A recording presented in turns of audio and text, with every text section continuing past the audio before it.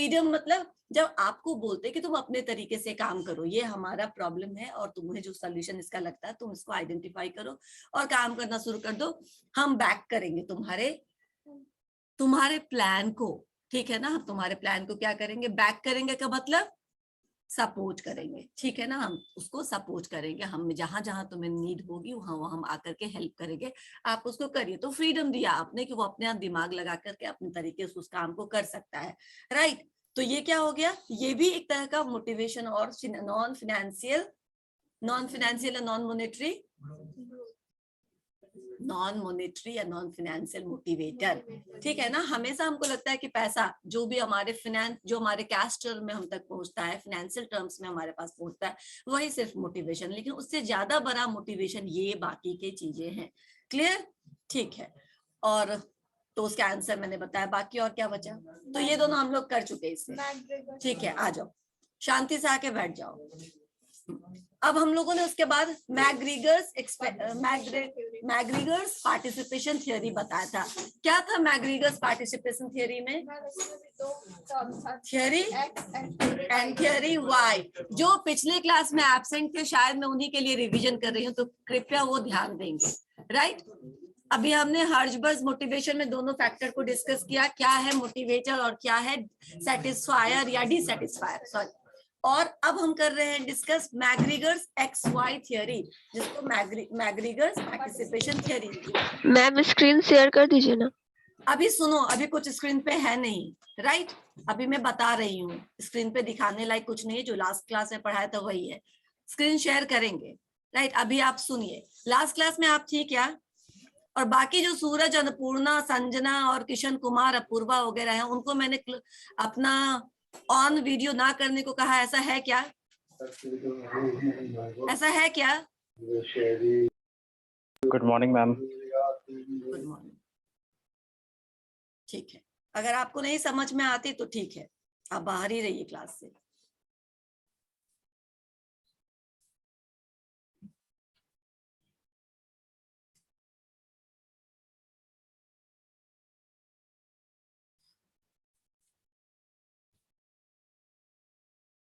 Annapurna, Sanjana and Kishan Kumar. Apurva तुम कुछ नहीं दिख रहा है, ठीक है ना।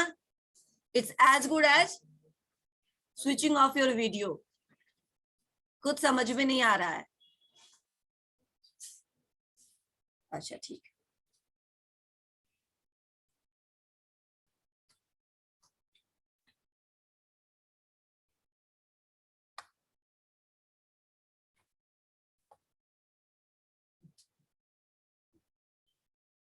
चलिए कनेक्ट नहीं हो पाएगी, ठीक है। रोल नंबर 45 एब्सेंट, मार्क कर लो कोई, ओके। चलो बताओ, थियरी एक्स और थियरी वाई। क्या था थियरी एक्स और थियरी वाई? थियरी एक्स में उस टाइप के पीपल है जो कि कोई भी रिस्पांसिबिलिटी लेना पसंद नहीं करते हैं, ठीक है, जो उनका डेली बेसिस काम चल रहा है उसी को चाहते हैं अपना कंप्लीट करें और कुछ उनको एक्स्ट्रा वर्क नहीं मिले। ठीक है, ठीक है। आप कुछ बताते, बोलिए। डेली रूटीन फॉलो करते थे, आपस में बातचीत करने के लिए तो नहीं आने दिया ना अंदर। वो अपना रूटीन टास्क कंप्लीट करते हैं, they would love to follow, they don't want to lead, they don't want to soldier any responsibility, right. They are what, they are followers, ठीक है ना। They believe in performing routine task, they don't want to accept any challenging task, right. Theory X जो inherently lazy होते हैं और जो अपने काम को अवॉइड करना चाहते हैं, कोई रिस्पॉन्सिबिलिटी नहीं लेना चाहते हैं, उसको हम बोलते हैं theory X kind of people.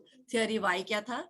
Theory Y में जो कि चाहते हैं कि हमको कुछ एक्स्ट्रा काम मिले, लीडरशिप मिले हमको। बिल्कुल, थियरी वाई जो है वो फ्रीडम, फ्लेक्सिबिलिटी और वो रिस्पॉन्सिबिलिटी चाहता है, चैलेंजिंग टास्क चाहता है, वो लाइमलाइट में रहना चाहता है, वो रिस्पॉन्सिबिलिटी आगे से लेता है और उसको ज्यादा सुपरविजन, ज्यादा कंट्रोल पसंद नहीं होता है।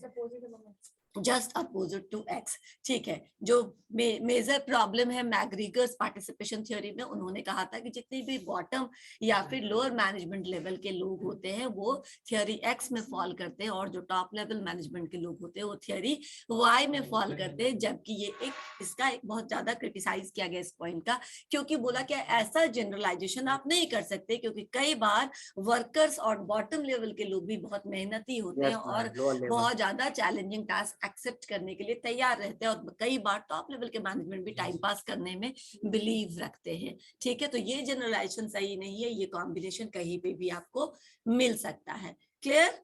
ठीक है, so we are done with behavioural management theory. ठीक है ना, हमने सब कर लिया। Elton Mayo is the father of human relation approach, वहां हमने पढ़ा था। उसके बाद मैंने वहां पे आपको मॉडर्न सिस्टम, जैसे क्वालिटेटिव क्वांटिटेटिव था, system concept and contingency approach बता के क्लोज कर दिया था वहां पे। बाकी जो 3 मेजर थियरीज थे जो सपोर्ट कर रहा था बिहेवियरल अप्रोच को या ह्यूमन रिलेशन अप्रोच को, उसको हमने अलग से पढ़ा था। कौन कौन से थियरी थे अभी बताया, बताओ। हाँ हाँ हाँ हाँ, उससे पहले जो पढ़ा था वो भी क्या था, वो मास्लोस थियरी, हार्जबर्ग थियरी और मैग्रीगर्स थियरी, ये तीनों बिहेवियरल अप्रोच ऑफ मैनेजमेंट का पार्ट है। राइट? ठीक, अब नया शुरू करते हैं आज। अब हमारे पास बचा है मॉडर्न मैनेजमेंट थियरी, यही बचा ना, इवोल्यूशन में लास्ट टॉपिक बचा है। ठीक है, बता देते हैं।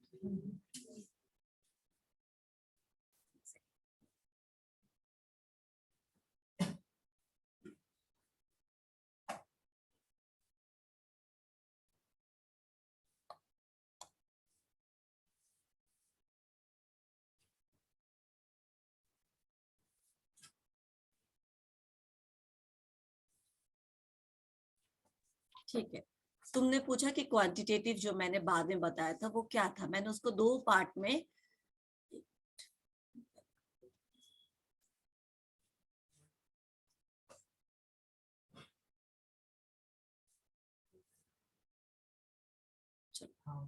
ये जो क्वांटिटेटिव अप्रोच है, ठीक है ना, क्वांटिटेटिव अप्रोच को हमने 2 भाग में डिवाइड किया था।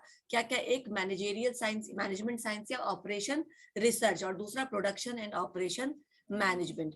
एक सेकेंड मैम अभी स्टार्ट की हैं। Good afternoon ma'am. हाँ, अभी स्टार्ट किए हैं, पुराना ही रिवीजन करवा रहे थे। अच्छा, ठीक है, दिख रहा है अब screen? Okay, quantitative approach of management, quantitative जिसको हम क्वांटिटेटिव टर्म्स में यानी कि नंबर फॉर्म में रिप्रेजेंट कर सकते हैं। समझ में आया? क्वांटिटेटिव मैनेजमेंट डिसीजन मेकिंग से रिलेटेड होता है। अब आपको लगेगा डिसीजन मेकिंग कैसे लेते हो, there are so many theories जिसके बेसिस पर। अच्छा, प्रोबेबिलिटी आपको लगता है कि probability helps in decision making? लगता है? ठीक है ना, प्रोबेबिलिटी क्या है इस तरह के बिजनेस के सक्सेसफुल होने के? तो आप जैसे मैथमेटिक्स में पढ़ते हो प्रोबेबिलिटी, ये भी एक डिसीजन मेकिंग का कॉन्सेप्ट है। ठीक है ना, जब आपको लगता है कि ज्यादा प्रोबेबिलिटी है, you take that chance, right? जब प्रोबेबिलिटी ज्यादा किस चीज के? फेलियर की, तो यू डाइवर्ट दैट। ठीक है, you avoid that particular thing and you switch off to switch on another platform, another things, कि हमको और क्या करना चाहिए, आप चेंज करते हैं अपने प्लान में। तो प्रोबेबिलिटी भी क्या है? एक डिसीजन मेकिंग थियरी है। उस ये मैंने आपको इसलिए बताई क्योंकि अभी आपको सिर्फ प्रोबेबिलिटी मालूम है, लेकिन जब जैसे आप आगे बढ़ेंगे और रिसर्च पढ़ना शुरू करेंगे, आपको गेम थियरी बताया जाएगा। गेम थियरी भी आगे मैथमेटिकल पार्ट से क्यूटी का पार्ट है, लेकिन आपको वो बता जाए गेम थियरी के बेस पे भी डिसीजन मेकिंग होता है। उसी तरह और भी बहुत सारे टेक्निक्स है जिसको यूज करके लोग डिसीजन लेते हैं, राइट? जिसके यूज से लोग डिसीजन लेते हैं कि ये करना है या नहीं करना है। तो ये सब जहाँ पे पढ़ाई होता है उसको ऑपरेशन रिसर्च कहते हैं। समझ में आ रहा है? Like management science is also known as operation research utilising mathematical and statistical approach. मैंने अभी प्रोबेबिलिटी बताया, मैथमेटिक्स में पढ़ते हो। आगे मैंने गेम थियरी बताया, कहाँ पढ़ते हैं वो स्टैट, मैंने क्यूटी बोला ना, क्वांटिटेटिव टेक्निक में आप पढ़ते हैं, स्टैट्स में आप पढ़ेंगे। तो बहुत सारे क्वांटिटेटिव अप्रोच है, बहुत सारे मैथमेटिकल अप्रोच है जिसके मदद से आप क्या करते हैं? डिसीजन मेकिंग करते हैं। इसीलिए जब आप 4th या 5th सेम में जाएंगे और रिसर्च आपका एक पेपर होगा, प्रोजेक्ट रिसर्च आप करेंगे ना अपना इंटर्नशिप जब आप करेंगे तो इंटर्नशिप में आपको एक प्रोजेक्ट रिसर्च बनाना पड़ेगा, उससे पहले आपको ये सब पढ़ाया जाएगा कि कौन कौन सा टेक्निक आप यूज कर सकते हैं, ठीक है ना, कौन कौन से टेक्निक से आप कोई डिसीजन ले सकते हैं, ऐसा होना चाहिए या नहीं होना चाहिए। दो हाइपोथेसिस है, उसको कैसे टेस्ट करोगे। एक हाइपोथेसिस है कि कोरोना आ सकता है लेकिन इस बार कोरोना बहुत वीक होगा, एक हाइपोथेसिस है कि नहीं ये भी सेकेंड वेव की तरह स्ट्रांग होगा। Now you have to test this hypothesis. Hypothesis मतलब आपकी परिकल्पना, आपने ऐसा सोचा है, अब आप इसको टेस्ट करेंगे। जो आपके प्रोबेबिलिटी पे या आपके क्वांटिटेटिव अप्रोच पे ज्यादा जिसका झुकाव रहेगा, ज्यादा परसेंटेज जिसको जाएगा, उसको क्या करोगे, उसको आप सत्यापित करोगे, पॉसिबिलिटी ज्यादा होगा। समझ में आया? ठीक है, तो ये क्वांटिटेटिव अप्रोचेज हैं। आपको ये बहुत सारा अभी नहीं पढ़ाई हुआ तो मैं शॉर्ट में बता रही हूँ कि इसमें क्या क्या है, और भी बहुत कुछ है इसमें। प्रोडक्शन में ये चीज जो है, जैसे अभी आपने डिसीजन मेकिंग में यूज किया ये mathematical and quantitative decision making tools को, प्रोडक्शन एंड ऑपरेशन मैनेजमेंट में क्या होता है कि किस तरीके से प्रोडक्शन, ये डब्ल्यू एडवर्ड्स द्वारा दिया गया है, ठीक है ना। उन्होंने बताया कि जो प्रोडक्शन का होता है, मेजर ऑपरेशंस यानी जहां पे काम होता है, मैन्युफैक्चरिंग का काम होता है, प्रोडक्शन का काम होता है, वहां पे किस तरीके का लोकेशन हो, कैसा लेआउट। अब लेआउट जब बोलते तो कुछ समझो, अगर कुछ समझ में नहीं आया तो ये समझो कि ये जो बेंचेज या ये जो चेयर लगाए गए हैं, इसका कोई लेआउट आपको दिख रहा है या ऐसे ही हाफाजार्ड वे में है? ये दिख रहा है ना, एटलीस्ट बीच में एक पतला सा ही सही पैसेज है ना मूवमेंट के लिए। दरवाजे के सामने तो कोई चेयर नहीं है, सामने खुला हुआ है, ये एक तरह का लेआउट है, ये एक तरह का क्लास का व्यवस्था है जहां पे आप मूव कर सकते हैं, ठीक है। इसी तरह आप मॉल में जाते हो, डिफरेंट सेक्शन वाइज वहां का लेआउट होता है, ठीक है ना। मर्केंडाइज सिस्टम अलग होता है, ग्रोसरी का अलग होता है, शूज का अलग होता है, बुक्स का अलग होता है, डिफरेंट सेक्शन के बेसिस पे अरेंजमेंट होता है, that is again based on layout. तो कंपनीज में भी इसी तरह से मशीनों को और डिफरेंट टूल्स को लेआउट के बेसिस पे अरेंज किया जाता है, राइट। तो प्रोडक्शन या ऑपरेशंस जहाँ पे मैनेजमेंट होता है वहां पे लेआउट क्या रहेगा, शेड्यूलिंग, कौन से टाइम में कौन सा प्रोसेस होगा, राइट। शेड्यूलिंग रहता है, लोकेशन होता है, फैसिलिटीज लेआउट मतलब वही जो सुविधाएं हैं, जो मशीनरी है, जो टूल्स है, या जो ह्यूमन रिसोर्सेज उसको कैसे हम ऑर्डर में अरेंज करेंगे, राइट। उसी तरह इन्वेंट्री कंट्रोल, मैंने इन्वेंट्री कंट्रोल जब बताया तो बताया था कि 3-4 मेथड है इन्वेंट्री इन्वेंट्री मतलब स्टॉक, स्टॉक को कैसे हम कंट्रोल करेंगे। तो प्रोडक्शन में स्टॉक का इंपॉर्टेंस होगा, कब कौन सी चीजों की जरूरत है आपको ये पता होना चाहिए, और इस हिसाब से आपके पास स्टॉक होना चाहिए। तो मैं याद करूं, मैंने एबीसी एनालिसिस बताया था, शॉर्ट में बताया था, क्योंकि ये आपका मेन पेपर है, आपको पढ़ाया जाएगा 4th या 5th सेम में, राइट। लेकिन मैं अभी आपको बता रही हूँ एबीसी एनालिसिस, यानी कि प्रोडक्ट्स के या फिर मटेरियल के इंपॉर्टेंस के हिसाब से हमने ए कैटेगरी, बी कैटेगरी और सी कैटेगरी में बांट दिया। जो चीज हमेशा अवेलेबल है और सस्ता है उसको हम कभी भी ला सकते हैं, इन्वेंट्री में भी उसको मेंटेन करने की जरूरत नहीं है। वो चीजें जो बहुत महंगे हैं, ठीक है ना, उसको भी इन्वेंट्री में बहुत ज्यादा मेंटेन करने की जरूरत नहीं, क्योंकि उसका यूज क्या है, कम है, स्लो मूविंग रिसोर्सेज है, वो बहुत धीरे धीरे उसका खर्चा होता है, बहुत ज्यादा जमा कर लेंगे लेकिन उसका रिक्वायरमेंट बहुत कम होता है। तो अगर बहुत ज्यादा कैपिटल उसमें क्या हो जाएगा, लॉक हो जाएगा।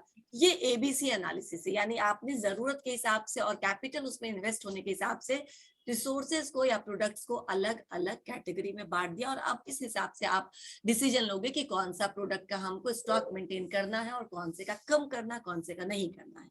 समझ में आया? इसी तरह होता है ईओक्यू, इकोनॉमिक ऑर्डर क्वांटिटी, यानी कितना ऑर्डर हम प्लेस करें कि हमारे लोगों इकोनॉमिक हो, जो चीजें तुम्हें ज्यादा यूज होता है उसको ज्यादा मात्रा में हम एक बार में ले लेते हैं, होलसेल मार्केट में अगर गए तो ले लेते हैं, अगर गए तो, राइट। क्यों? क्योंकि ये हमारे यहाँ फ्रिक्वेंटली यूज होने वाले आइटम्स हैं और अगर बल्क में लेंगे तो सस्ता पड़ेगा। समझ में आए? इसी तरीके से कंपनी में भी ये सारे ईओक्यू टेक्निक है, फॉर्मूलास है इसके, जिस फॉर्मूला पे आप बेसिस पे निकाल सकते हैं कि कितना ऑर्डर हमको, कितना क्वांटिटी हमको ऑर्डर करना चाहिए। उसी तरह जस्ट इन टाइम एक टेक्निक है, जस्ट इन टाइम, जस्ट जरूरत के समय, थोड़ा पहले, मतलब अगर सवेरे के प्रोसेस में उसको जरूरत करना है तो आप रात में अरेंज करके रख लीजिए, राइट, जहां पे आपका बहुत ज्यादा स्टॉक का स्पेस भी ना जाए, बहुत ज्यादा आपका कैपिटल भी नहीं फंसे। तो ऐसे प्रोडक्ट्स, कुछ प्रोडक्ट जिसको आप जस्ट इन टाइम ऑर्डर कर सकते हैं, जो पेरिसेबल प्रोडक्ट है, बहुत पहले से रखेंगे तो खराब हो जाएगा।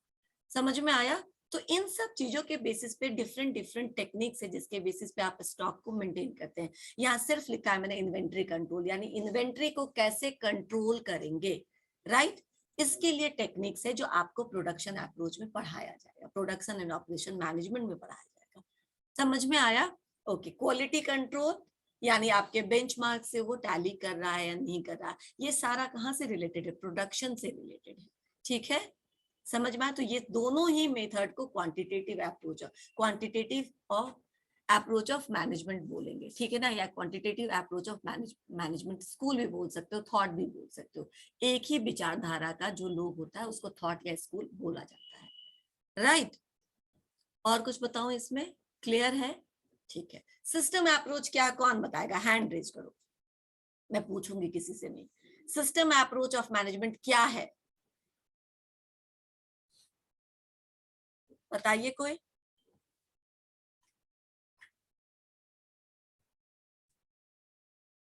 Raviraj, Muskan, Saumya, write down the roll numbers 1966, 8, 58। कोई फायदा नहीं है। प्रोसेस होता है ma'am, input output ma'am external process input output external input process होता है। ठीक से बोलो, मुझे कुछ समझ में नहीं आया।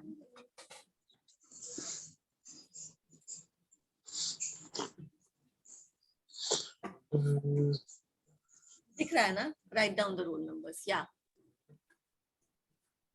हाँ बोलो, कृत कुछ बोल रहे हो तो बोलो।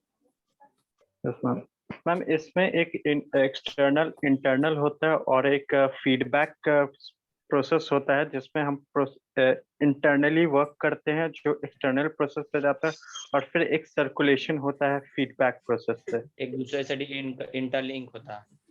ठीक है, यहाँ कोई कुछ बोलना चाहता है? मैम इसमें एक्सटर्नल एनवायरनमेंट एक सेकेंड कर बोलने दो। प्रोसेस है एक मैम।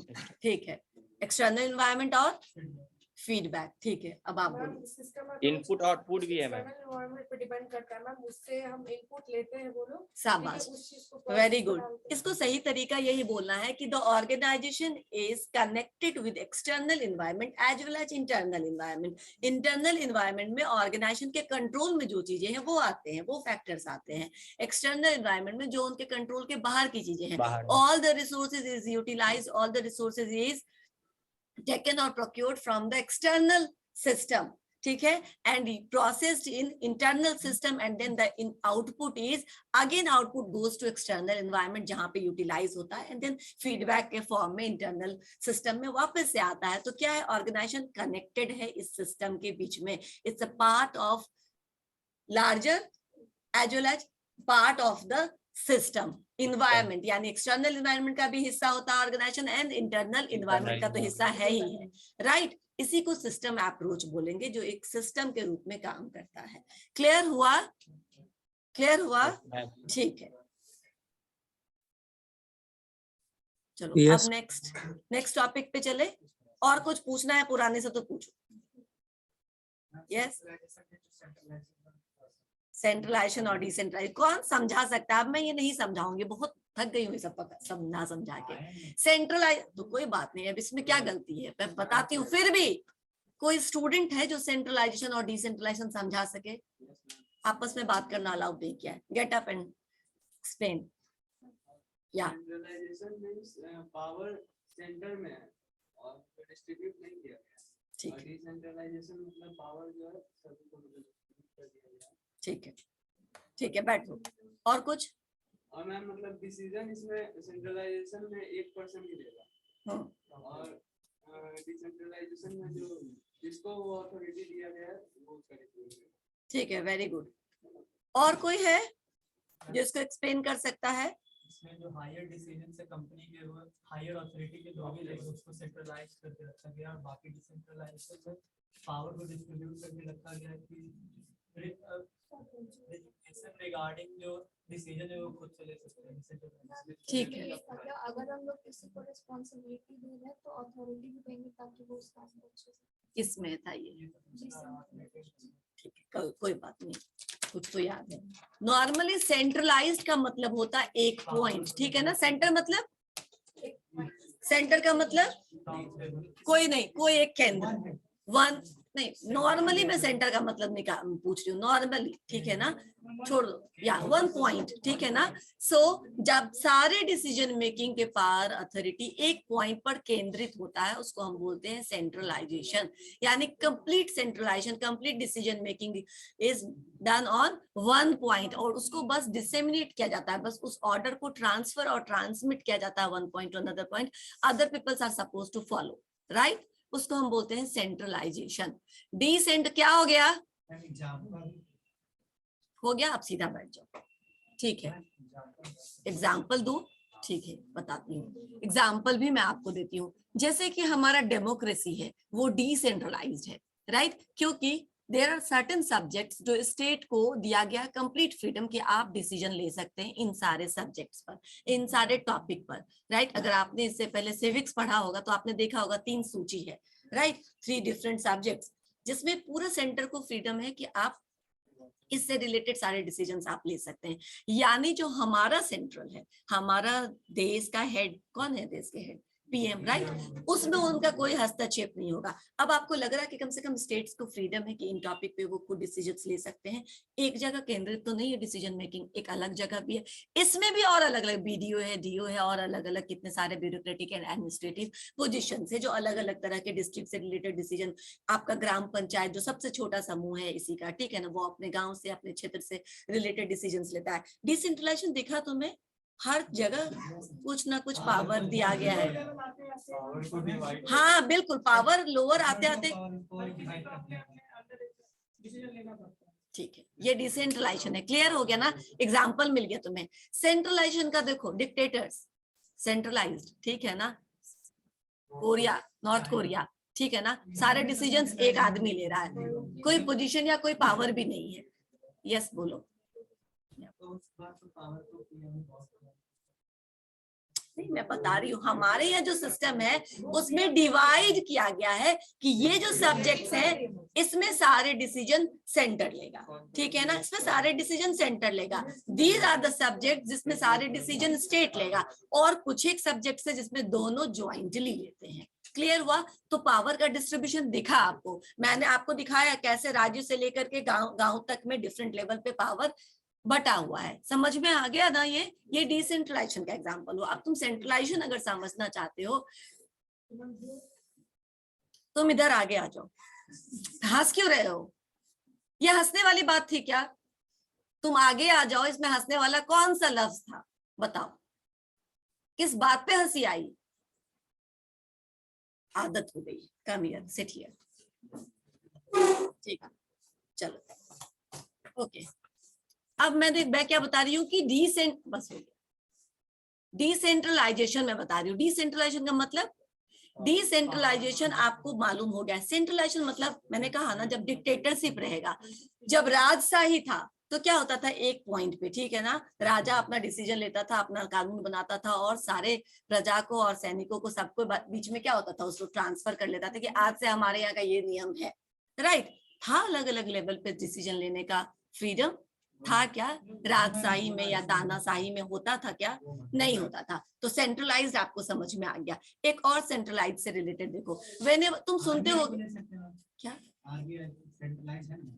बिल्कुल ठीक है। अगर तुमको इतना हाई फाई डिसीजन एग्जाम्पल समझ में आ रहा है तब तो कोई बात ही नहीं, मैं तो सिंपल सिंपल एग्जाम्पल देना चाह रही थी अभी, जिससे आप रिलेट कर सको, ठीक है ना। अगर आपको वो समझ में आता है तो बिल्कुल सही बात है कि क्या सेंट्रल गवर्नमेंट के अंदर है वो सेंट्रलाइज्ड है, क्या डिसेंट्रलाइज्ड है।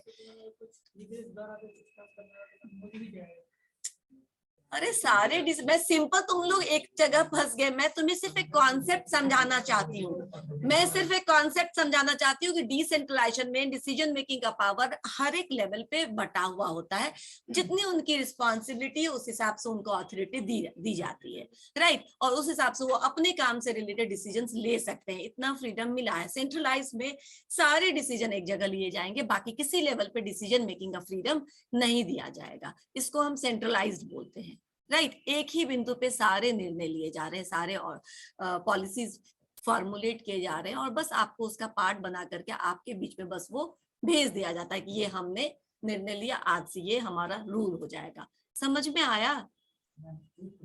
बोल। ऐसा सिचुएशन आता है अपने लेके लड़ने लगे, तो ऐसा नहीं हो सकता है ना, पावर को करते नहीं है, करते नहीं है। जब इमरजेंसी लगाते तो प्रेसिडेंट को नहीं दे देते हैं सबका हाथ, सबके हाथ से पावर लेकर के, बिल्कुल नहीं, वो प्रेसिडेंट को देते हैं, पीएम को नहीं देते। इमरजेंसी लगा करके उस स्टेट का प्रेसिडेंट बना देते हैं, करते ही हैं। लेकिन वो इमरजेंसी सिचुएशन, नॉर्मली हमारे यहाँ, नॉर्मली डेमोक्रेसी में सेंट्रल, अच्छा ठीक है, नॉर्मली डेमोक्रेसी में डिसेंट्रलाइजेशन होता है। अच्छा चलो, अब ये हमारा सिविक्स का क्लास तो है नहीं, ठीक है ना, हम तो बस आपको सेंट्रलाइजेशन और डिसेंट्रलाइजेशन समझाना चाह रहे थे। एक और चीज देखो, सपोज करो किसी रेस्टोरेंट में, किसी होटल में या किसी बड़े ऑफिस में आप जाते हो, सेंट्रलाइज्ड एसी रहता है। इसका मतलब हर एक प्लेस पे आपको क्या नहीं मिलेगा, रिमोट कंट्रोल नहीं मिलेगा, ठीक है ना। आप अपने हिसाब से उसको बढ़ा घटा नहीं सकते उस टेम्परेचर को। किसी एक पॉइंट से जो भी टेम्परेचर रखना है, पूरे ऑफिस का कंट्रोल होता है और एक जैसा टेम्परेचर मेंटेन किया जाता है। ये तो कभी सुना होगा या नहीं सुना है कभी, राइट? तो इसका मतलब क्या हुआ, एक पॉइंट पे सारा कंट्रोल सिस्टम होना, ठीक है ना, डिफरेंट पॉइंट पे उसको नहीं देना। सेंट्रलाइज्ड का एग्जांपल समझ में आया? यही है मैनेजमेंट में भी सेंट्रलाइज्ड का मतलब, राइट? ठीक है, और कोई क्वेश्चन जो पूछना है?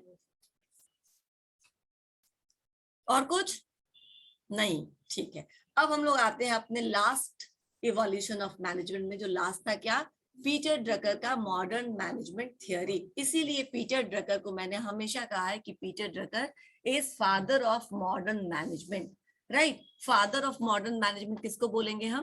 पीटर ड्रकर को। अब देखो, कॉन्सेप्ट में ही इतने डिफरेंसेस है कि आपको लगेगा कि हाँ, ऐसा तो कोई आधुनिक विचार का ही आदमी सोच सकता है।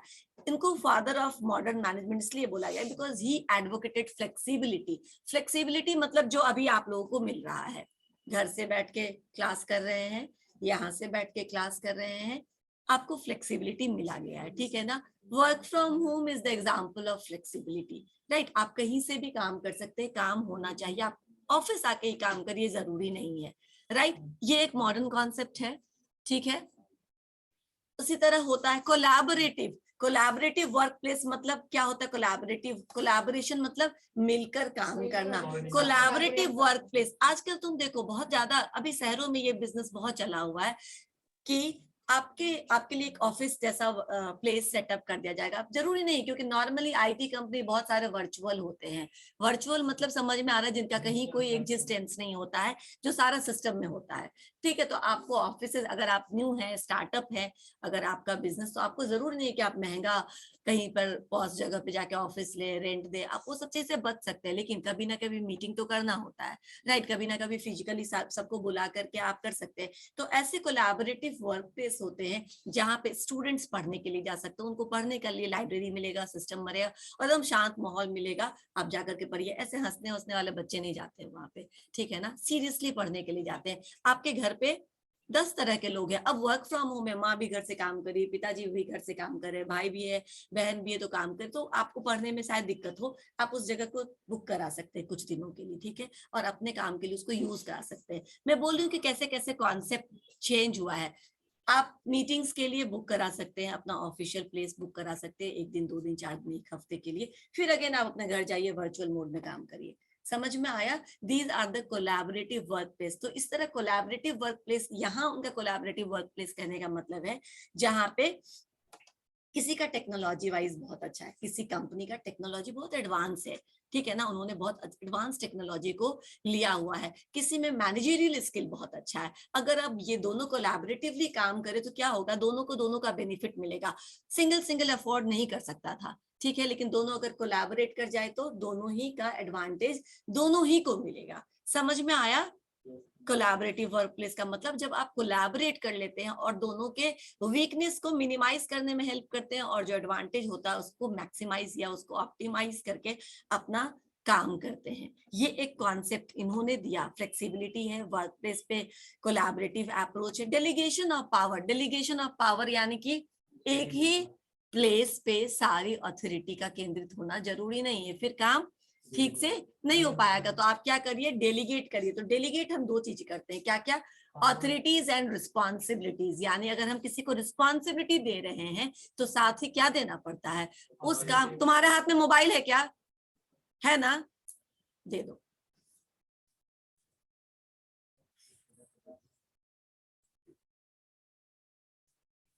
अब ये 1 तारीख के बाद लेना, सॉरी। हाँ कोई बात नहीं, आपको ये सोचना चाहिए, आपको ये पहले सोचना चाहिए। अब ये आपको 1 तारीख के बाद मिलेगा। नाउ चलो come to the point again.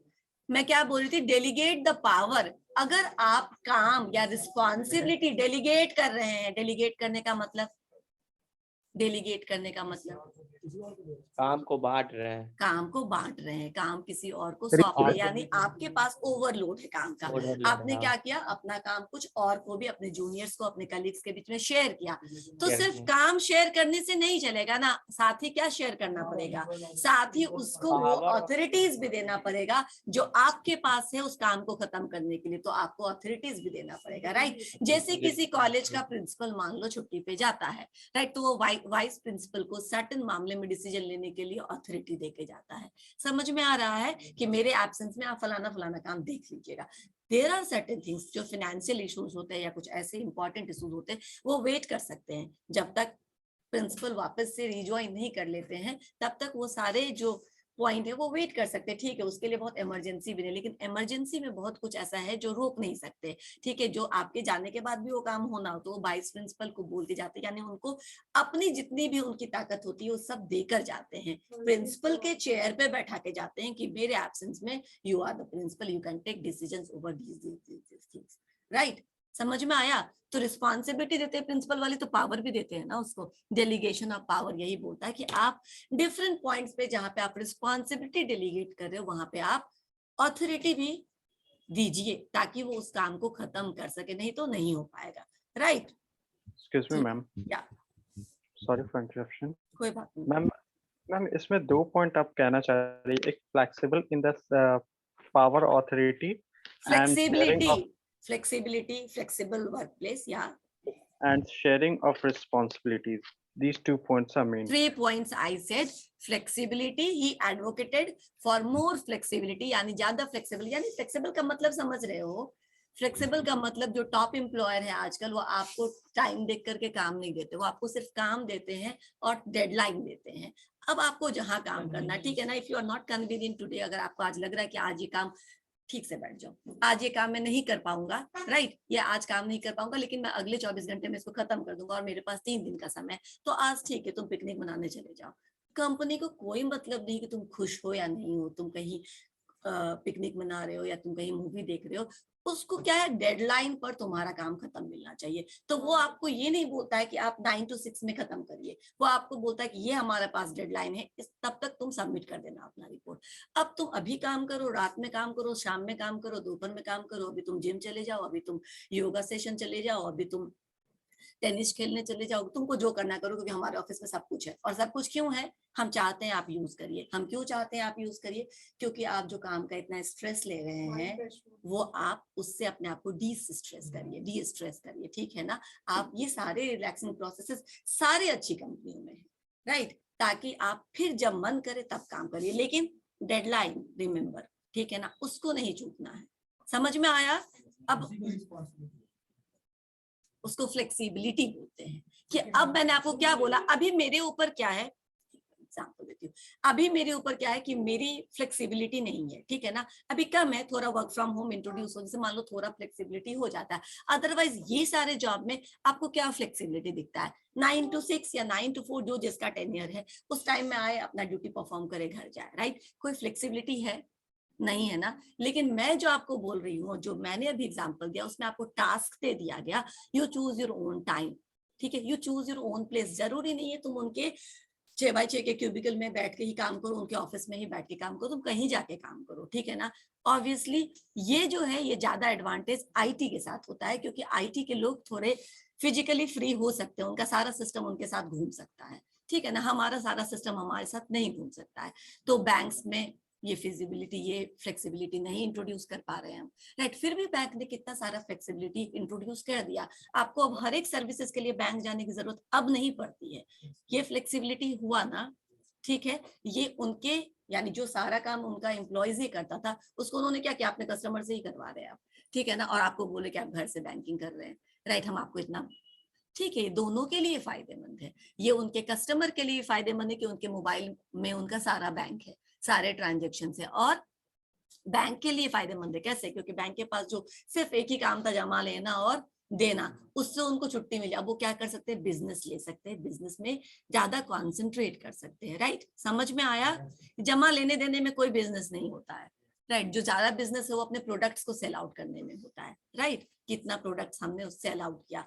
Flexibility समझ में आया? तो एक पॉइंट था फ्लेक्सिबिलिटी, कितना ज्यादा फ्लेक्सिबल हो सकते हैं टाइम के सेंस में, प्लेस के सेंस में और काम करवाने के सेंस में। ठीक है ना? कितनी फ्लेक्सिबिलिटी आप दे सकते हैं अपने एम्प्लॉइज को। जितनी फ्लेक्सिबिलिटी दोगे वो उतना अच्छा से काम करेगा। यस, इसके लिए जरूरी है कि नालायक एम्प्लॉइज ना हो।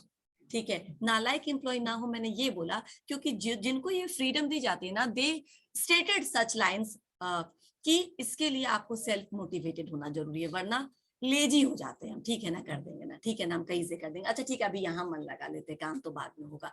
ऐसे लोगों को अगर आप दे दीजिएगा इतना फ्रीडम, तो काम नहीं हो पाएगा आपका, बहुत सफर करेगा, बहुत स्लो हो जाएंगे। तो ऐसा बस उनके साथ किया जा सकता है जो खुद मैच्योर एम्प्लॉयज हैं, जिनको अपनी रिस्पॉन्सिबिलिटी का एहसास है।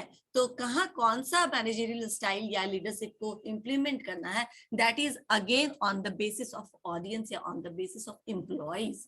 समझ में आया? ठीक।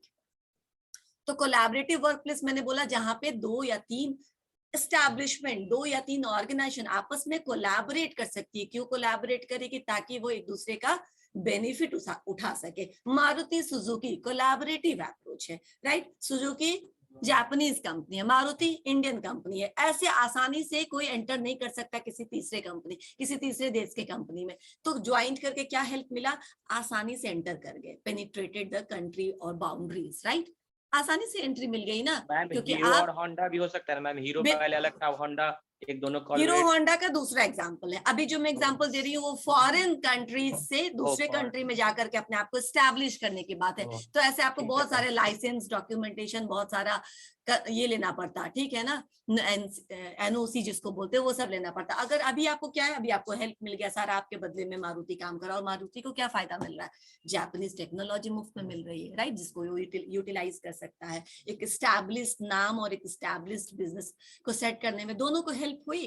ठीक है? ये हीरो होंडा बोल रहा है, अब तो खैर वो अलग हो गया है जितेंद्र, लेकिन हाँ। जब वो था तो दोनों एक दूसरे के जो एडवांटेज थे, जो अच्छी चीजें थी, उसको ऑप्टिमाइज कर रहे होंगे, और जो वीक पॉइंट थे उसको कहीं ना कहीं वो, जैसे मैं बता रही हूँ, जो वीक पॉइंट है सुजुकी में, जैसे उसको सीधा आता तो इतना वेल एस्टैब्लिश्ड मार्केट नहीं मिलता इंडिया में, जितना उसको मारुति के हेल्प से आने से मिला। ठीक है ना? ऑलरेडी एस्टैब्लिश्ड बिजनेस है मारुति का, ऑलरेडी उसके कस्टमर बने हुए, आपको आसानी से कवरेज मिल जाएगा। इतना बनाने में आपको बहुत टाइम लगता है अगर आप बाहर से सीधा अकेले आते तो एक एडवांटेज हुआ ना। तो इस तरीके के डिफरेंट एडवांटेज को यूटिलाइज करने के लिए जब कोलैबोरेटिव मोड में डिफरेंट कंपनी जुड़ती हैं तो उसको हम बोलते हैं कोलैबोरेटिव वर्कप्लेस। समझ में आया? कृत क्लियर हुआ? Yes ma'am. ठीक है। And last one I said की डेलीगेशन ऑफ पावर, यानी कि जहां पे आप डेलीगेशन ऑफ रिस्पॉन्सिबिलिटी नहीं कहा। ठीक है ना? When you allocate or when you assign your responsibility to someone else, ठीक है ना, तो आपको उसको क्या देना पड़ेगा? अथॉरिटी भी देना पड़ेगा। तो वो भी ज्यादा से ज्यादा करिए, ताकि जब डिसीजन मेकिंग फ्रीली लिया जाता है तो उसमें जो सहयोग होता है वो भी अधिक मिलता है आपको। क्लियर? ठीक है। पीटर ड्रकर ने मैनेजमेंट को कैसे डिफाइन किया है? अच्छा इसमें एक बोलो, कुछ बोलना चाह रहे तो बोलो। पीटर ड्रकर, हाँ, Peter Drucker given modern management. तो अब मैं पीटर ड्रकर बोलूंगी तो समझ में आ जाएगा ना। पीटर ड्रकर ने मैनेजमेंट और लीडरशिप को डिफरेंशिएट करते हुए ये लाइन बोला है कि management is doing things right. Management क्या है? शुरू से ही वही अलर्ट रहो कि काम सही हो, लेकिन लीडरशिप क्या है? Doing the right things. इसमें एक ही चीज अंतर है कि मैनेजमेंट गलत चीज जहां होते हैं वहां मैनेज करके आप सही कर दीजिए। यानी शुरू अगर कुछ गलती हो गई तो मैनेजरियल अप्रोच से, मैनेजरियल स्किल से मैनेजमेंट को अप्लाई करके आप क्या कर सकते हैं? उसमें सुधार ला सकते हैं। लेकिन leadership is doing the right things, यानी लीडरशिप क्या है? वो आपको गलत की तरफ जाने ही नहीं देगा, आपको शुरू से ही सही दिशा में लेकर के जाएगा। That is leadership skill. Right? ठीक है। इन्होंने कहा कि जो सबऑर्डिनेट्स हैं जो जूनियर है सारे डिसीजन टॉप लेवल पे ले लेते हैं, सारी रिस्पॉन्सिबिलिटी टॉप लेवल मैनेजमेंट की हो जाती है। अब आप करिए क्या, तो जो आपके सबऑर्डिनेट्स उनको थोड़ा ज्यादा मैच्योर बनाने का काम शुरू करिए। तो वो कैसे होंगे, when you start giving them responsibility, जब आप उन पे ट्रस्ट करेंगे तभी आप उनको जिम्मेदारी देंगे, राइट? देंगे ना। और जब आप उनको जिम्मेदारी देंगे तो वो रिस्पॉन्सिबल बनेंगे, और वो रिस्पॉन्सिबल बनेंगे तो अगर मान लो रिस्क होता है, but you have to take that risk कि आप अपने एम्प्लॉयज पे ट्रस्ट करने का रिस्क लीजिए, तभी वो रिस्पॉन्सिबल बनेंगे एंड धीरे धीरे they become the dedicated employees for your organisation, जिसको इससे पहले हमने इनिशिएटिव बोला था या सेल्फ मोटिवेटेड एम्प्लॉयज के रूप में इंट्रोड्यूस किया था। समझ में आ रहा है? तो अब उन्होंने कुछ पॉइंट्स दिए मॉडर्न कॉन्सेप्ट्स, इसमें क्या क्या है। सबसे पहले डिसेंट्रलाइजेशन, इसको एक्सप्लेन करने की जरूरत नहीं है, ठीक है। हम लोग पहले डिसेंट्रलाइजेशन अब तक खुल के किसी ने नहीं बोला था, लेकिन मॉडर्न जब मैंने आपको ह्यूमन रिसोर्स अप्रोच पढ़ाया था या ह्यूमन रिलेशन अप्रोच पढ़ाया था, तो मैंने कहा था 3 बेसिक पॉइंट्स है, डिसेंट्रलाइजेशन और concern for developing self motivated employees and participated decision making. ये 3 पॉइंट हमने ह्यूमन रिलेशन अप्रोच में बोला था। इसी को ये बढ़ाते हैं, बोले कि डिसेंट्रलाइजेशन मतलब क्या, कंप्लीट फ्रीडम, ठीक है ना। हर एक पॉइंट पे उनको जो करना है डिसीजन लेने दो, ठीक है ना। उनको उसके लिए ओनस, उनकी ओनस तय करो, उनकी जिम्मेदारी तय करो, लेकिन उनको डिसीजंस लेने दो। एक बार 2 बार गलत होगा, उसके बाद वो संभल कर लेने लगेंगे डिसीजंस, राइट। उसके बाद वो सही डिसीजंस लेने लगेंगे, उनका दिमाग ज्यादा अच्छा काम करने लगेगा, ठीक है। आप हर बार जब रास्ता दिखाते हो तो क्या होता है, they do not use their brain, तो वो धीरे धीरे क्या होता है आपके लिए और डम होते जाते हैं। Make them smart, right. कैसे, उनको रिस्पॉन्सिबिलिटी देके, उनको डिसीजन मेकिंग में भागीदारी बना करके।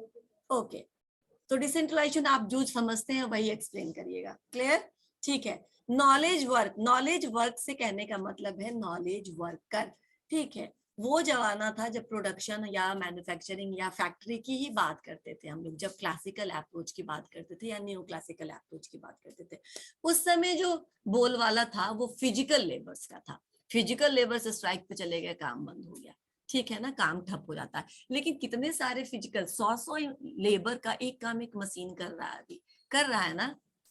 तो मशीन ऑपरेटर बस एक रहना चाहिए, अच्छा, राइट। बाकी के लोग अगर चले भी जाते हैं दाएं बाएं तो आपका काम रुकेगा नहीं। तो नॉलेज वर्कर कहने का मतलब है कि अब जो अपकमिंग सिनेरियो है वो आ चुका है। इन्होंने बहुत पहले बोला था, समझो ये आज नहीं बोला था इन्होंने अपने टाइम में बोला था, बहुत पहले बोला था। जो अभी हम लोग देख रहे हैं कि अब जो डिमांड है वो किसका है, नॉलेज वर्कर का। नॉलेज वर्कर का मतलब, नॉलेज वर्कर का मतलब ये नहीं कि वैक्सीन कौन देगा, वैक्सीन देने के लिए बहुत सारे कंपाउंडर, बहुत सारे नर्सेस मिल जाएंगे हमको, वैक्सीन कौन बनाएगा, समझ में आया। ये जो काम करेगा वो नॉलेज वर्कर हुआ। तो जहां पे दिमाग का एक्सरसाइज करके आप काम करते हैं, जहां पे दिमाग खपा करके आप काम करते हैं, आने वाला समय ऐसे लोगों का है। समझ में, उन्होंने बोला था कि आने वाला समय जो है वो नॉलेज वर्कर्स का है। और नॉलेज वर्कर्स ऐसे नहीं होते जैसे अभी वाले वर्कर्स आपको दिख रहे हैं। अब अभी वाले वर्कर्स आपको कैसे दिख रहे हैं, तो थियोरी एक्स जो आपने पढ़ा था, ठीक है ना, theory x type of people, ठीक है, काम करेंगे नहीं करेंगे, रिस्पॉन्सिबिलिटी नहीं लेंगे, छुप छुपा के काम करेंगे, चले जाएंगे अपने टाइम से। Knowledge worker are not like that, ठीक है ना। नॉलेज वर्कर्स कैसे रहेंगे, नॉलेज वर्कर्स बिल्कुल थियोरी वाई टाइप के लोग होंगे, जिनको फ्रीडम चाहिए सबसे पहले तो, ठीक है ना। भाई तुमसे हमसे वैक्सीन बनवाना है तो पहले हमको छोड़ दो, ठीक है। हमको एक अच्छा सा वेल इक्विप्ड लैबोरेटरी दे दो और हमको तुम बिल्कुल छोड़ दो। हमारी ये जिम्मेदारी है कि हम उसको कितने जल्दी कर लेते हैं, ठीक है। वो आपको टाइम भी नहीं बताएंगे कि 1 हफ्ते में हो जाएगा, कि 1 दिन में हो जाएगा, कि 2 हफ्ता या 2 महीना या 2 साल लगेगा, क्योंकि उनको पता नहीं। They keep on trying, right, वो कोशिश करेंगे। तो नॉलेज वर्कर को क्या चाहिए, फ्रीडम चाहिए, उनको फ्लेक्सिबिलिटी चाहिए, जो उन्होंने बहुत पहले कहा था कि फ्लेक्सिबिलिटी इंट्रोड्यूस करना पड़ेगा ऑर्गेनाइजेशन में। हम लकीर के फकीर नहीं हो सकते, एक ही नियम से रोज रोज काम नहीं कर सकते। You have to explore new things, right, you have to explore and you have to induce creativity. Problem solve करने दो, उनके प्रॉब्लम सॉल्व करके वो बताओ नहीं कि ये तुम्हारा सॉल्यूशन और तुमको ये करना है। Let them solve their own problem, right. तो ये वर्कर्स जो है वो इस तरीके का चाहते हैं एटमॉस्फेयर, जहां पे वो अपना दिमाग यूटिलाइज कर सके, फ्रीली काम कर सके, टाइम बाउंड नहीं हो, सुपरविजन बहुत स्ट्रिक्ट नहीं हो, यानी हमेशा सर पे खड़ा होकर के कोई काम नहीं कराए, वो काम नहीं हो पाएगा उनसे, बिकॉज वो कर ही नहीं सकते। और एक ही तरह का काम वो बार बार नहीं कर सकते, ये भी उनके साथ एक प्रॉब्लम है। वो क्या कर सकते, एक तरह का काम कर दिया ना, now you do You follow these things. I have to do something else. मुझे अब कुछ नया करना है. तो वो अलग अलग प्रोफाइल, अलग अलग रिस्पॉन्सिबिलिटी पर काम करना चाहते हैं. वो एक ही काम को बार बार रिपीटेडली नहीं करेंगे. क्लियर? ये नॉलेज वर्कर है. और आने वाला समय पीटर ड्रकर ने कहा था कि ये नॉलेज वर्कर्स का होने वाला है. फिजिकल वर्कर्स के से शिफ्ट हो जाएगा फोकस कहाँ पे? जो अपने दिमाग का कमा के खाएगा. ठीक है? और जो दिमाग का कमा के खाएगा वो दिमाग लगाएगा, तो तुम उसको अपना दिमाग मत देना. समझ में आ रहा है इसका मतलब मैं क्या बोल रही हूँ? कि आप उसको सॉल्यूशन मत दीजिएगा, आप बस उसको प्रॉब्लम दीजिएगा. He will find out the solution. Maybe he will come up with some new way. Right? ठीक है, आप पूछिए, कुछ पूछ रहे थे. पियो ना तो जाओ. ओके, अब नेक्स्ट टॉपिक जो मैंने पूछा था ऑब्जेक्टिव में, मैनेजमेंट बाय ऑब्जेक्टिव. ठीक है ना? Management by objective again Peter Drucker द्वारा दिया गया कॉन्सेप्ट है. इसमें क्या होता है? सबसे पहले हम क्या करते थे? मैनेजमेंट करते हैं. पीटर ड्रकर ने मैनेजमेंट बाय ऑब्जेक्टिव में इंट्रोड्यूस किया कि सबसे पहले आप क्या करिए, अपना गोल डिसाइड कर लीजिए, आपको करना क्या है. राइट? प्रोसेस है ये. First you decide your goal. आप अपना ऑब्जेक्टिव डिसाइड करिए, और उस ऑब्जेक्टिव को अचीव करने के लिए कैसे आप उस ऑब्जेक्टिव को अचीव करेंगे? Define organisational goal is the first step. Then what you have to do, define employ objective. अब ऑर्गेनाइजेशन का ऑब्जेक्टिव या गोल क्या है, आपने डिफाइन कर लिया. एम्प्लॉयज के भी कुछ ऑब्जेक्टिव्स होंगे. राइट? एम्प्लॉय यूं ही तो काम कर दे नहीं आए ना. देखा, काम अप सिर्फ सैलरी के लिए. अभी अब हम पढ़ चुके हैं हॉथरॉन एक्सपेरिमेंट की. Organisation not just techno-economical, yes, techno-economical unit, it is also a socio-psychological. तो उनके कुछ अपने ऑब्जेक्टिव्स हो सकते हैं. ठीक है ना? उनके ऑब्जेक्टिव्स को डिफाइन करिए, और अब आप क्या कर सकते हैं? इंटीग्रेट करिए. मेक श्योर की ऑर्गेनाइजेशन अगर ग्रो करेगा तो एम्प्लॉयज का भी ग्रोथ इसमें इंटीग्रेटेड है, मिला हुआ है. Right? Now what you do, employ objectives आपने आइडेंटिफाई कर लिए. Continuous monitoring of performance and progress. अब दोनों मैनेजमेंट एंड एम्प्लॉय दोनों साथ आकर के उस ऑब्जेक्टिव को अचीव करने के लिए क्या करेंगे? परफॉर्म करेंगे. यानी कौन? दोनों.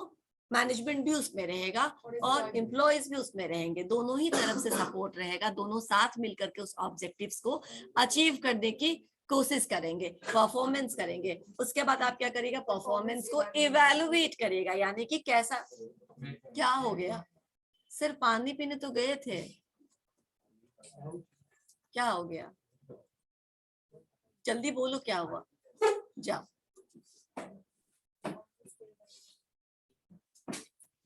ठीक है, अब मैंने क्या बताया भी कि दोनों मिलकर के परफॉर्म करते हैं. क्यों? उस गोल को अचीव करने के लिए. उसके बाद परफॉर्मेंस इवैल्यूएशन, खुद से इवैल्यूएट करते हैं परफॉर्मेंस को. राइट? टॉप लेवल मैनेजमेंट भी इवैल्यूएट कर रहा होता है, लेकिन चूंकि इस ग्रुप में मैनेजमेंट भी है और एम्प्लॉइज भी है.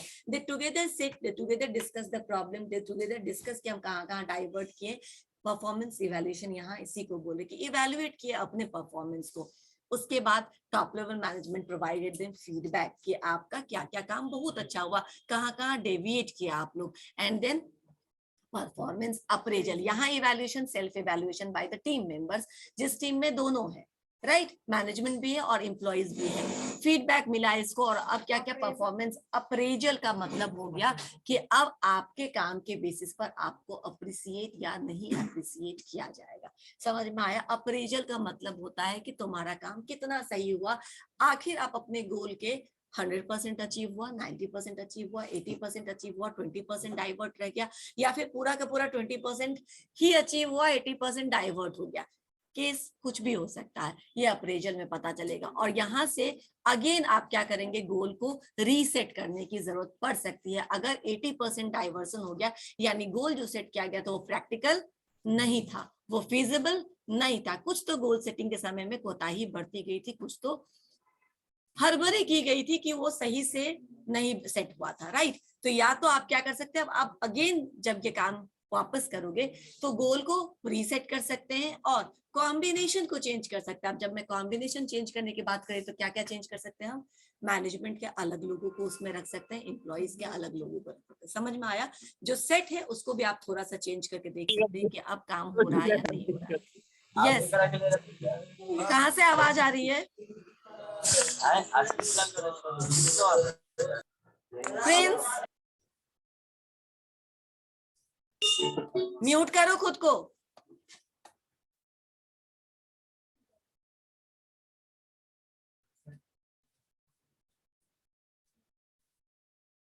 ओके ये मैनेजमेंट बाय ऑब्जेक्टिव समझ में आया? क्या समझ में आया? अगर तुमको ऐसे ही डिफाइन करने बोले 3-4 लाइन में तो कैसे डिफाइन करोगे मैनेजमेंट बाय ऑब्जेक्टिव को? ऐसे नहीं, एक एक कोई भी, बस ये एक लाइन में बोलिए। और मैनेजमेंट बाय ऑब्जेक्टिव्स को एक्सप्लेन करने के लिए कुछ पॉइंट इंपॉर्टेंट जो बता दूं। First of all set the goal, then decide the goal of employees, okay, integrate these goals, right. Integrate मतलब मिला करके रखिए ताकि एक के साथ दूसरे का ग्रोथ तय हो उसमें। Now management and employ come together, ठीक है, टू परफॉर्म और to achieve that goal. They are coming together to achieve that particular goal. उसके बाद they start their performance, right, then they evaluate their performance of their own, ठीक है, कि हमारी Make team का proper use of the available resource. Objective of management. बोल दिया। रवि राज है ना ये? मैं Yes, ma'am. बोल रही हूँ, सुनाई नहीं दे रहा है ना? मैं कुछ बोल भी रही थी। नाउ ठीक है, मैंने क्या कहा कि Sorry. both come together and both start performing the functions and then they themselves give control over their performance through performance evaluation. Then they feedback, they get feedback from the top level management जो बाहर से इनको instruct या guide करते रहता है या देखते रहता है, वो इनको फीडबैक देता है। जहां कहीं कमी होती है उसको ठीक करके अगेन से परफॉर्मेंस अप्रेजल किसका होता है? काम का होता है। काम का परफॉर्मेंस अप्रेजल होता है कि आपने ऑब्जेक्टिव्स को कितना अचीव कर लिया। इफ यू अचीव्ड 80%, 90% तो ठीक है, ऑलमोस्ट सक्सेसफुल, राइट। ये कॉम्बिनेशन को अब दूसरा गोल दे दिया जाता है करने के लिए। कॉम्बिनेशन मतलब समझ लो ना, एम्प्लॉय के सेट को, एम्प्लॉय के सेट को दूसरा काम दिया था, they start again the same things, right. लेकिन अगर ये फेल हो गया, अगर काम बहुत नहीं वैसा हुआ जैसा डिजायर था, तो आप क्या कर सकते हैं? गोल को वापस से चेक कर सकते हैं कि क्या गोल जो था वो प्रैक्टिकल था या नहीं था, क्या ये अचीवेबल था कि नहीं था, या फिर अगर गोल अचीवेबल था, गोल को भी कभी कभी क्या होता है, मैं गोल अब क्यों बोल रही हूँ बताती हूँ। समटाइम्स आप बहुत ज्यादा ओवर एंथुसियास्टिक गोल सेट कर लेते हैं जो कि प्रैक्टिकली पॉसिबल नहीं होता है। तो इस तरीके का आवेश में कोई गोल सेट किया गया है जो आपने बहुत ज्यादा एंथुसियाज्म में, अति उत्साहित होने के कारण तुमने ऐसा बोल दिया कि हम कर लेंगे, बाद में पता चला नहीं नहीं ऐसा तुम नहीं कर सकेंगे। तो वैसे गोल को रीसेट करने की जरूरत है कि नहीं है? प्रैक्टिकल नहीं है, फिजिबल नहीं है वैसे गोल्स। समझ में आया? तो आप वापस से गोल रीसेट करेंगे। मैनेजमेंट एंड एम्प्लॉयज के कॉम्बिनेशन को भी बदल सकते हैं, दूसरे सेट ऑफ एम्प्लॉयज रख सकते हैं और दूसरे मैनेजरियल लोगों को उसमें रख सकते हैं, and then let them do the same thing, right? या क्या एग्जाम्पल से डिफाइन करूं मैं इसको? यस, प्रोडक्ट का नाम नहीं है ये प्रोसेस है। This is not product. और प्रोसेस कैसे किया जाता है वही मैं बता रही हूँ। मैं सुनो अब फिर से, ऑब्जेक्टिव पहले डिसाइड करना है, यानी तुम्हारा कुछ, तुम ऑब्जेक्टिव बोलो, ऑब्जेक्टिव का कुछ बताओ, उसको बोलो ठीक से बैठ। हाँ, ऑब्जेक्टिव बोलो।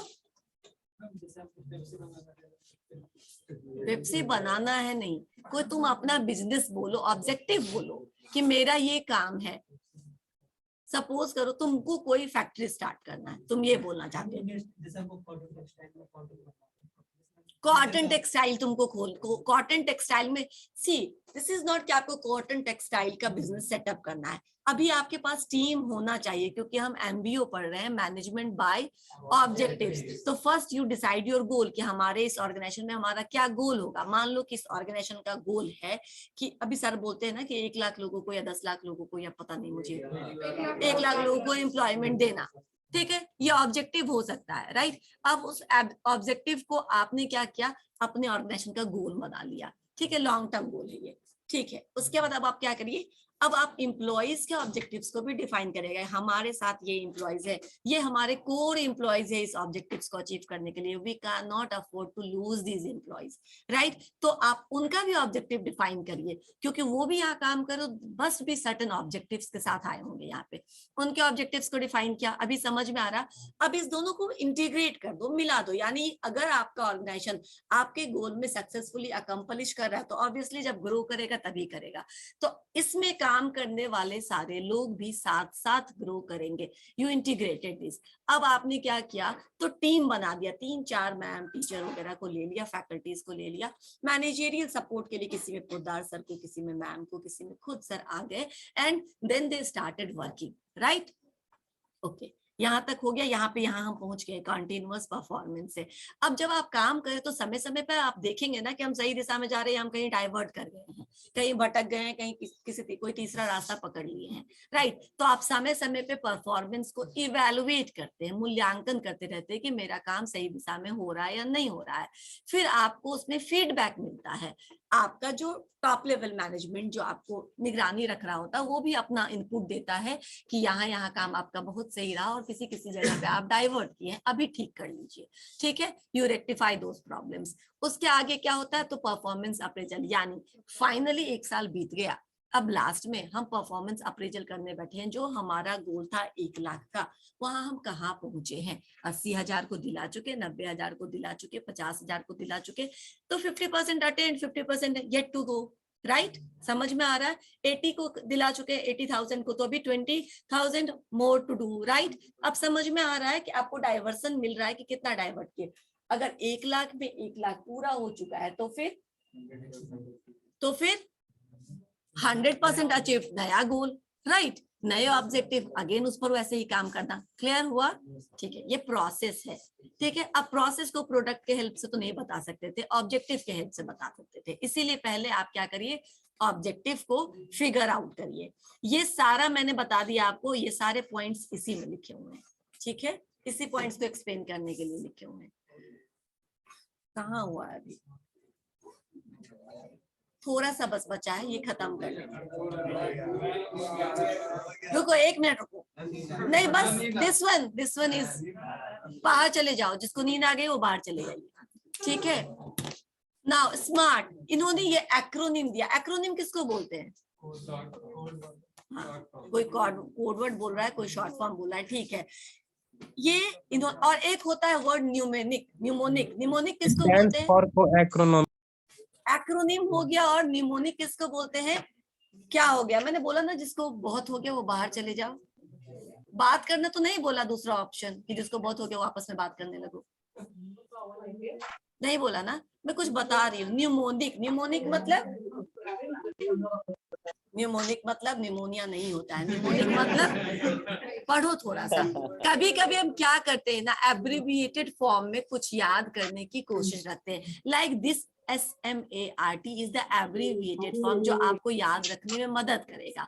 क्या मदद करेगा, तो you can understand specific, measurable, achievable, relevant and time oriented।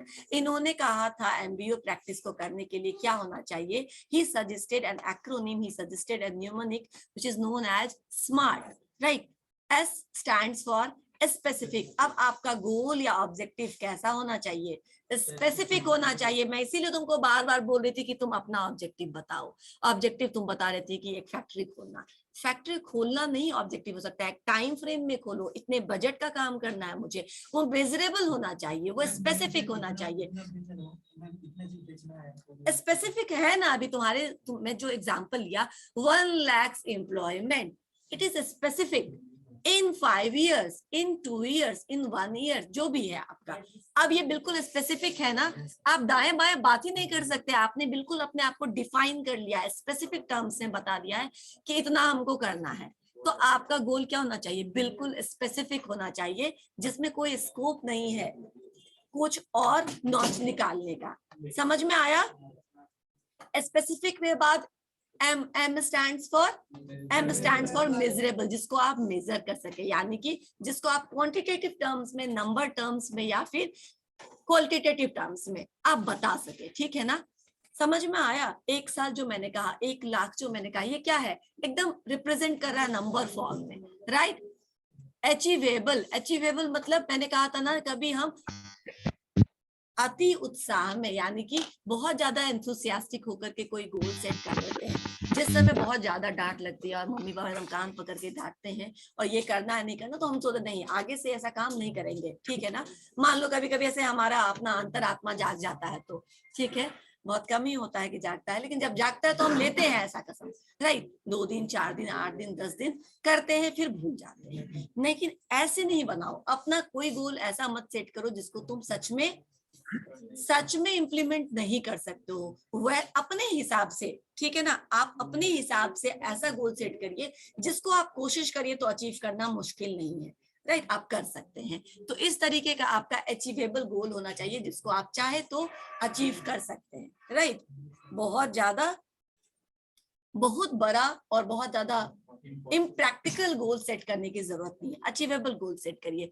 Relevant मतलब जो रेलिवेंट हो, जिसकी रिक्वायरमेंट है, या तो मार्केट को है या आपको है या फैमिली को है या बिजनेस को है, रेलिवेंट होना चाहिए। ऐसा कोई इररिलेवेंट टास्क जिससे कोई रिलेशन ही नहीं है तुम्हारे गोल का, ऐसा नहीं होना चाहिए। तो रेलिवेंट होना चाहिए, रिलेटेड होना चाहिए, राइट, समझ में आया।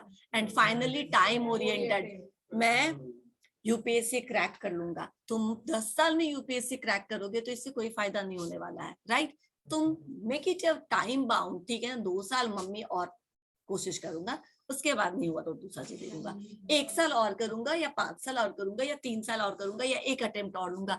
टाइम स्पेसिफिक होता है ना हमारा काम, ठीक है ना। मूवी शो भी टाइम ओरिएंटेड होता है, 3 घंटे का होता है, राइट। अगर कोई मूवी 6 घंटे का हो तो देखोगे, कोई नहीं देखोगे, right. Time oriented, time specific. Last bench, ठीक है, उसको भी बोलो थोड़ा इधर ही रहे, हाँ। टाइम ओरिएंटेड होना चाहिए, राइट, यानी कि टाइम फ्रेम में खत्म कर देंगे, 3 साल 4 साल 5 साल। आपने क्या किया, अपने लिए एक टाइम फ्रेम भी डिसाइड कर लिया, उसके बाद ज्यादा समय नहीं देंगे, ठीक है। ये सारा क्या है, प्रोसेस पॉइंट बाय के बाद नाम क्या छुपा हुआ, छोड़ो ना, मिलेगा तुम्हें, ठीक है ना। ये आपको मैंने नोट्स भेजना है ना, मुझे ये सारे नोट्स भी अभी तो पढ़ाया ही है, तो भेज दूंगी ना मैं ये नोट्स, तो तुम वहां पढ़ लेना। ओके, ठीक है, वो मैं अगले क्लास यस मैम, पीडीएफ ठीक है, भेज thank दीजिए, you. तो भेज दीजिए। Thank you. मैम ऑनलाइन कितने कैमरा तो सबको ऑन नहीं, अभी ऑन होने से नहीं होगा, जो हमने कर लिया वो कर